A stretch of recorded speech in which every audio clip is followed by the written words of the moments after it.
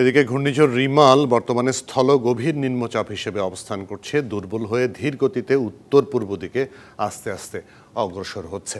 ফলে সারা দেশে প্রচুর বৃষ্টিপাত হচ্ছে। আজ সারা রাতেই বৃষ্টি হবে, আগামীকাল সকাল থেকে বৃষ্টির প্রবণতা কমে আসবে।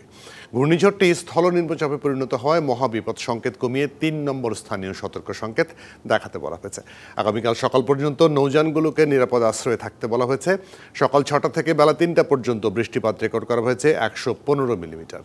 এবার একটু রিমালের খবরাখবর জানার চেষ্টা করব। এই মুহূর্তে প্রভাব বিভিন্ন জায়গাতে বৃষ্টি হয়েছে। শুরুতে যেটা বলেছিলাম, আমাদের সহকর্মী বিভিন্ন জায়গা থেকে যুক্ত হচ্ছেন, তারা জানাবেন সবশেষ খবরাখবর। ঢাকা থেকে যুক্ত হচ্ছেন এই মুহূর্তে ইউসুফ রানা এবং রাঙামাটি থেকে সৈকত রঞ্জন চৌধুরী। সৈকত রঞ্জন চৌধুরী এবং ইউসুফ রানা দুজনকে স্বাগত। ইউসুফ রানা সম্ভবত মেট্রো রেলের নিচে আছেন। এর মধ্যে খবর হচ্ছে আগারগাঁও স্টেশনে মেট্রো রেল চলাচল বন্ধ রয়েছে, সে জায়গাটা যাব। তার আগে একটু রাঙামাটি থেকে ঘুরে আসি। সৈকত রঞ্জন চৌধুরী, আপনার কি অবস্থা? আকাশ মোটামুটি পরিষ্কার হয়ে গেছে মনে হচ্ছে, বাইরে আবার পেছনেও লোকজনকে বসে থাকতে দেখছি।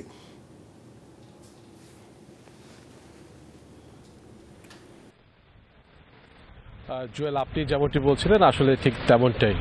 রিমালের প্রভাব আমরা গতকাল পর্যন্ত, যদিও বা রাঙামাটিতে খুব বেশি প্রভাব না পড়লেও মধ্যরাত থেকেই কিন্তু এর ভালোই প্রভাব দেখা যাচ্ছে, যেমন বৃষ্টিপাত হয়েছে।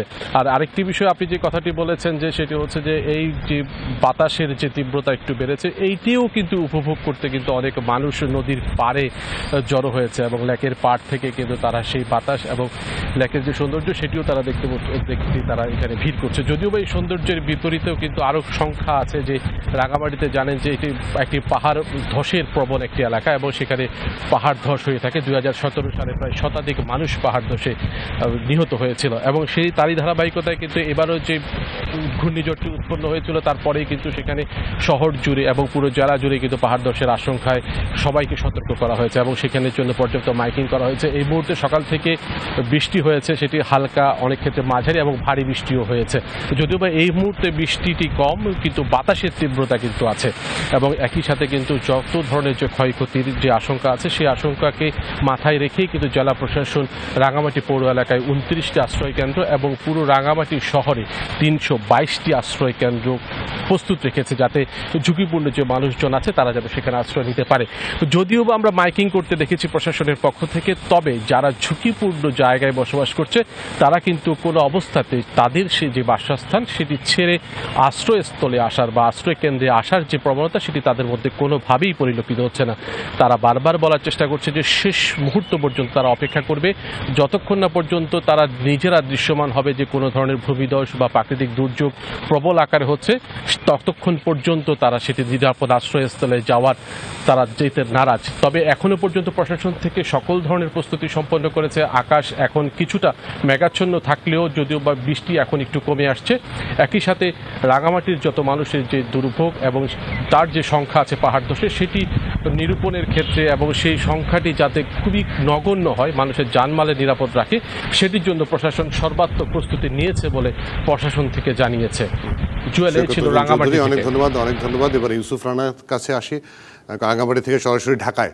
ইউসুফ রানা, মেট্রো রেল চলাচল এখনো বন্ধ আছে কি অবস্থা একটু জানাবেন? ঢাকায় তো প্রচণ্ড বাতাস হচ্ছে এই মুহূর্তে, ঢাকা এবং আশেপাশেই রিমালের অবস্থান যতটুকু আবহাওয়া দপ্তর বলছে, আপনি কি দেখছেন সড়কে?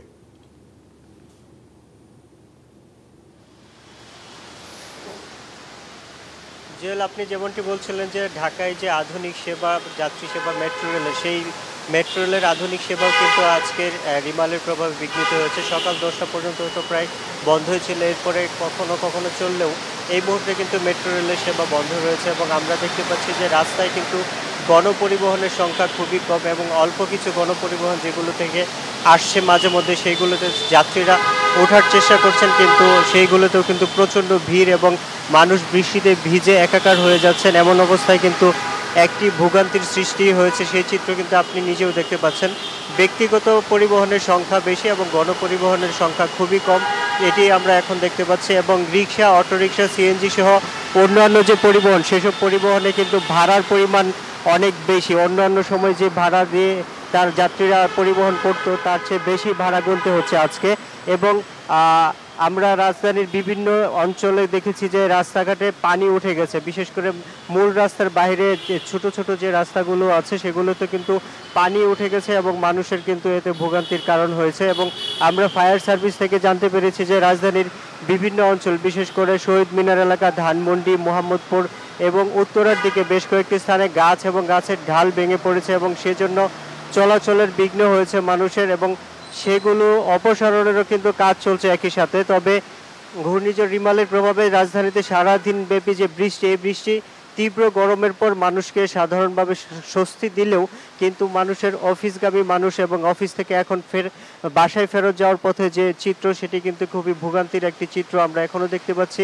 আমরা অনেককে দেখতে পাচ্ছি যে তারা যে হাতে ছাতাটি নিয়ে এসেছেন সেটিও কিন্তু তাদের মানে কাজে দিচ্ছে না এবং তারা ভিজে যাচ্ছেন। আমরা অনেকের সাথে কথাও বলেছি, তারা বলছেন যে আমাদেরকে যে আজকে যে তাদের এত বেশি ভোগান্তিতে পড়তে হবে সেটি তারা কিন্তু ভাবতে পারেননি। অনেকে হয়তো পূর্ব প্রস্তুতি নিয়ে আসেননি, হয়তো ভেবেছেন বিকেলের দিকে বৃষ্টি কমে যাবে, কিন্তু সেই বৃষ্টি কিন্তু আবহাওয়া অফিস থেকে আমরা যেটি জানতে পেরেছি যে আজকে সারা রাতও বৃষ্টি হবে এবং আগামীকাল সকাল পর্যন্ত হয়তো বৃষ্টি চলবে এবং এই ভোগান্তি আগামীকাল সকাল পর্যন্ত অফিসগামী মানুষকে হয়তো পোহাতে হতে পারে। জুয়েল, এই ছিল এখানকার সর্বশেষ খবর। জি ইউসুফ রানা, অনেক ধন্যবাদ। আপনার মানে ক্যামেরার মাধ্যমে যতটুকু দেখলাম, বাতাস, প্রচণ্ড বাতাসের, তীব্র বাতাস বইছে, এই কারণে আপনি যেটা বললেন ছাতাও কুলোচ্ছে না যারা বৃষ্টিতে আসলে জায়গা পরিবর্তন করার চেষ্টা করছেন। আমাদের সঙ্গে এই মুহূর্তে চট্টগ্রাম থেকে যুক্ত হয়েছেন সহকর্মী মুজিবুল হক, তার কাছ থেকে জানবো সেখানেও প্রচণ্ড বাতাস। মুজিব, বৃষ্টি কি কমলো, পানি কি নামলো চট্টগ্রামের বিভিন্ন জায়গা থেকে?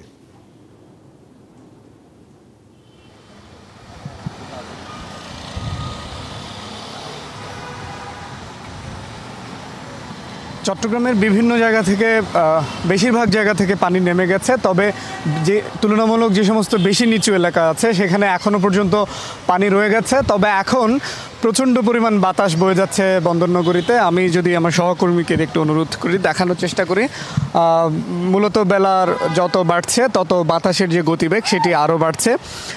আপনি জানেন যে রিমাল যে ভয়াবহতা বা যে তাণ্ডব চালানোর কথা বা যেভাবে অন্যান্য জেলায় আসলে হয়েছে, চট্টগ্রামে ঠিক সেই পরিমাণ প্রভাব না পড়লেও টানা যে পরিমাণ বৃষ্টিপাত হয়েছে বন্দরনগরীতে, আবহাওয়া অফিস বলছে প্রায় 238 মিলিমিটার বৃষ্টিপাত হয়েছে গত 24 ঘন্টায়। এর ফলে মধ্যরাত থেকে যে বৃষ্টিপাত হয়েছে গতকাল, এর ফলে চট্টগ্রামের যে সমস্ত বেশিরভাগ নিচু এলাকা কিন্তু হাঁটু থেকে কোমর পানিতে তলিয়ে গেছে। এর ফলে ঠিক সেই পরিমাণ মানুষের ক্ষয়ক্ষতি না হলেও সাধারণ মানুষকে কিন্তু তীব্র ভোগান্তি পোহাতে হচ্ছে, যারা অফিসগামী সাধারণ মানুষ আছে এবং অন্যান্য প্রতিষ্ঠানে যারা যাতায়াত করেছেন, কর্মস্থলে যাওয়ার জন্য সকালে বের হচ্ছেন, তাদেরকে তীব্র ভোগান্তি পোহাতে হচ্ছে, হাঁটু থেকে কোমর পানি মারিয়ে যেতে হচ্ছে।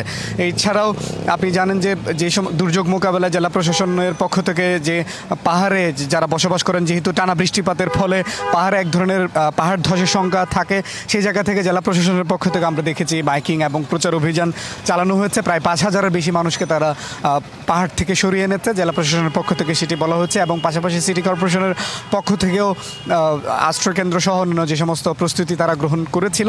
তবে এখন যে চিত্র সার্বিক, যেহেতু টানা বৃষ্টিপাত, থেমে থেমে বৃষ্টিপাত অব্যাহত আছে, পাশাপাশি যে বাতাসের গতিবেগ সেটিও বাড়ছে। আমরা বিদ্যুতের আসা যাওয়া লক্ষ্য করছি, থেমে থেমে বৃষ্টিপাত হচ্ছে, বিদ্যুৎ আসা যাওয়া করছে, অর্থাৎ লোডশেডিং হচ্ছে। পাশাপাশি এই যে টানা অব্যাহত বৃষ্টিপাত, সেটির ফলে সাধারণ মানুষের কিন্তু দুর্ভোগও রয়েছে।